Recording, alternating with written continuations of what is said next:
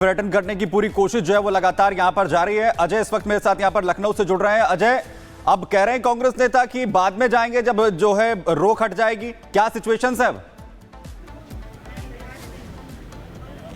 देखिए, अब से कुछ देर पहले ठीक इसी जगह पर कांग्रेस कार्यालय के बाहर तमाम कांग्रेस के नेता खुद प्रदेश अध्यक्ष की मौजूदगी में सड़क पर मौजूद थे और अब कार्यकर्ता सब अंदर जा चुके हैं। अंदर की तरफ आपको कार्यकर्ताओं की भीड़ दिखाई देगी। जो माता प्रसाद पांडे के घर पर हुआ था 2 दिन पहले, वही आज यहाँ पे हुआ। जो नोटिस माता प्रसाद पांडे को दिया गया, उन्हीं धाराओं को देखते हुए आज नोटिस अजय राय को भी दिया गया और बताया गया कि संभल में ये वस्तुस्थिति है, तो ऐसी स्थिति में आपका जाना ठीक नहीं है।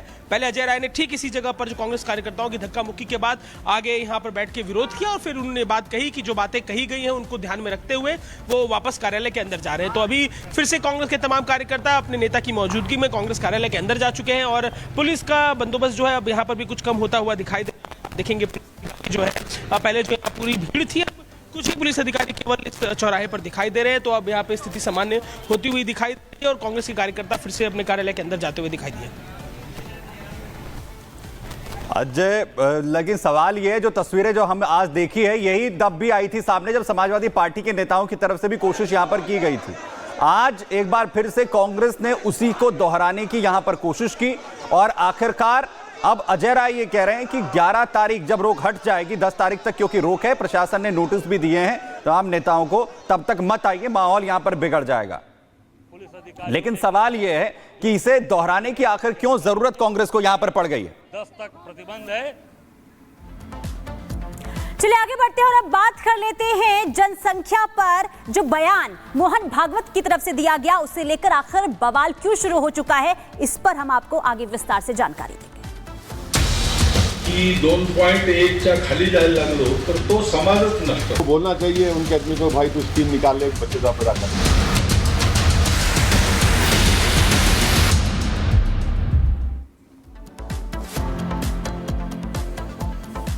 तो देखिए, जब तक हम ये खबर आगे आपको बताएंगे तब तक देश में 8 से 10 बच्चों का जन्म हो चुका होगा। यानी कि ये रफ्तार है देश में जनसंख्या बढ़ोतरी की और यही वजह है कि भारत देश को सबसे ज्यादा जनसंख्या वाला देश कहा जाता है। लेकिन जनसंख्या नियंत्रण पर कोई बात नहीं कर रहा है। ऊपर से मोहन भागवत ने जो बयान दिया है घटती जनसंख्या को लेकर, इसे लेकर बयान इसलिए लगातार शुरू हो चुके हैं, यानी कि सत्ता पक्ष हो विपक्ष हो दोनों तरफ से वार पलटवार का सिलसिला शुरू हो चुका है। क्योंकि मोहन भागवत ये कह रहे हैं कि 2 नहीं बल्कि 3 बच्चे अच्छे हैं, जबकि टीएमसी के नेता ये कह रहे हैं 3 नहीं बल्कि 4 बच्चे होने चाहिए। यानी कि रेस जो है अब वो जनसंख्या बढ़ोतरी को लेकर देखने को मिल रही है। लेकिन आखिर जनसंख्या को लेकर बवाल क्यों मचा हुआ है, जंग क्यों शुरू हो चुकी है और क्यों इसे लेकर वार पलटवार का सिलसिला देखने को मिल रहा है, आपको रिपोर्ट के जरिए दिखाते हैं।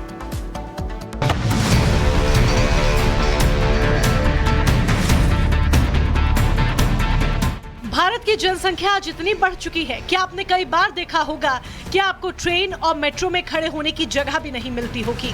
मेट्रो तो छोड़िए, बसों में भी कुछ ऐसे ही हालात का सामना आपने किया होगा। लेकिन दुर्भाग्य देखिए, इसी देश में आज कोई जनसंख्या नियंत्रण की बात नहीं कर रहा। मोहन भागवत कह रहे हैं कि बच्चे 2 नहीं 3 अच्छे हैं, तो ममता बनर्जी के मंत्री सिद्दीकुल्ला का कहना है कि कम से कम 4 बच्चे करने चाहिए।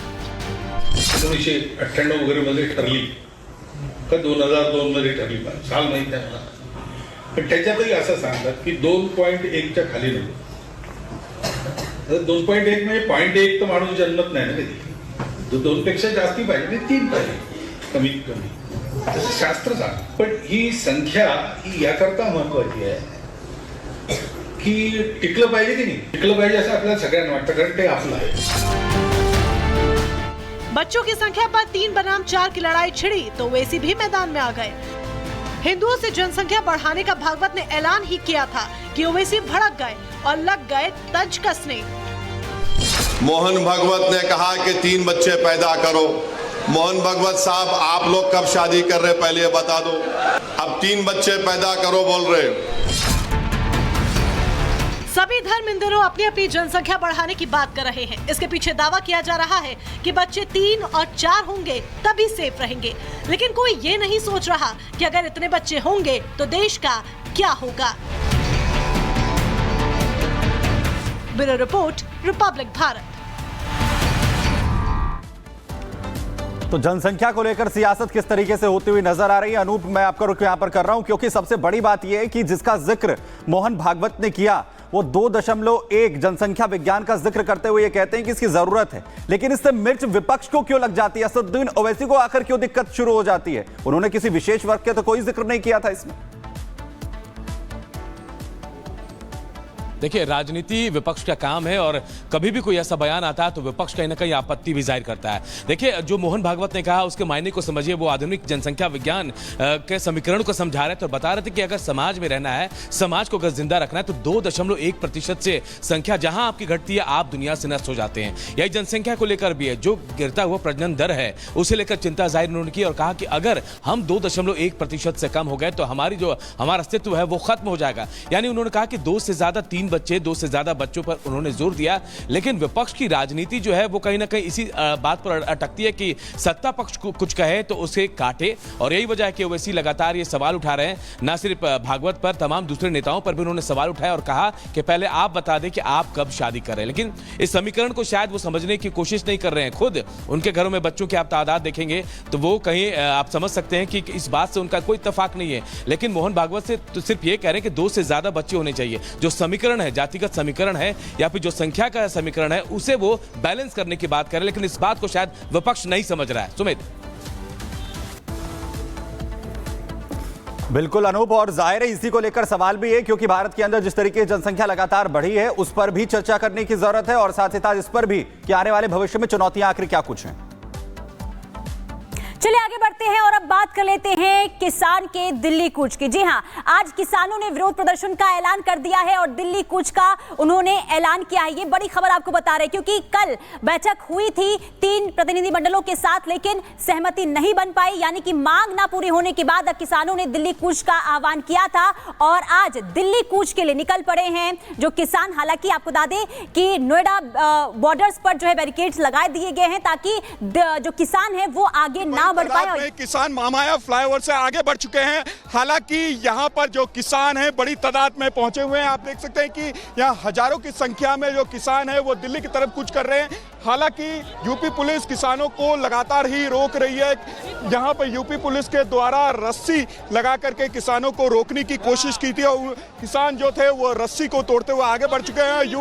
यहाँ पे यूपी पुलिस ने यहाँ पर जो टैंकर, 2 टैंकर यहाँ पे लगाए रखे हैं, बैरिकेड लगाए रखे हैं और साथ ही क्रेन लगाए रखे हैं जिससे कि किसान दिल्ली बॉर्डर में प्रवेश ना कर सके और किसानों को यूपी बॉर्डर पे ही रोका जा सकते हैं। यहाँ पे हमारे विजय लगातार उज्जवल एक तस्वीर दिखाने की कोशिश कर रहे हैं और यहाँ पे आप देख सकते हैं कि बड़ी तादाद में बैरिकेड लगाई गई है और साथ ही क्रेन लगाया गया और यहाँ पर जो 2 टैंकर की मदद से जो यहाँ पे बड़े टैंकर लगाए गए हैं जिससे कि किसान आगे ना बढ़ सके। यहाँ पे बड़ी तादाद में आप लोग पहुंचे हैं, क्या क्या मांगे हैं? बड़ी तादाद में आप लोग पहुंचे हैं। 10% और 64 सबसे ज्यादा ये 64 और आबादी में जो अपना जो नाम दर्ज कर देते थे और कहते थे ये तो हमारी हुई है। देखिए, जो किसान है वो यहाँ पर टैंकर पर चढ़ करके पार करने की कोशिश उनके द्वारा की जा रही है। मैं अपने विजय को बोलूंगा कि एक तस्वीरें दिखाएं यहाँ पर जो युवा हैं जो वो यहाँ पर टैंकर पर चढ़ने की कोशिश कर रहे हैं और वो टैंकर को पार करने की कोशिश करें जिससे कि दिल्ली बॉर्डर में वो प्रवेश कर सके और संसद के तरफ कूच कर सके। हमारे साथ कई किसान यहाँ पे बात करने के लिए मौजूद है। आप देख रहे तस्वीर जो निकल के सामने आ रही, कई यहाँ पे किसान संगठनों ने आज आह्वान किया है कि वो दिल्ली की तरफ कूच करेंगे। किस तरीके, क्या क्या मांगे हैं आप लोगों की? मुख्य मांग तो 10% जो सरकार की तरफ से वायदा था कि प्लॉटों के रीसेटलमेंट के बाद किसानों को दिया जाएगा, वो नहीं दिया जा रहा है और उसके चलते किसानों के अंदर बहुत ज़्यादा गुस्सा है। आप देख रहे हैं कि लाखों की संख्या में किसान इधर मार्च कर रहे हैं और जो भी बैरियर चाहे सरकार लगा ले, किसान दिल्ली पहुंचेंगे, संसद की तरफ मार्च करेंगे। बैरिकेड तोड़ दिया गया, बैरिकेड तोड़ करके जो किसान है वो उस पार जा रहे हैं। यहाँ ऊपर से किसान एक एक करके उस पार जा रहे हैं। दिल्ली बॉर्डर में प्रवेश करने की कोशिश यहाँ पे की जा रही है और एक एक करके यहाँ पर जो किसान है वो दिल्ली बॉर्डर में प्रवेश करने की कोई, हालांकि यूपी पुलिस के द्वारा यहाँ पे सावधानी बरतते हुए यहाँ पर बैरिकेड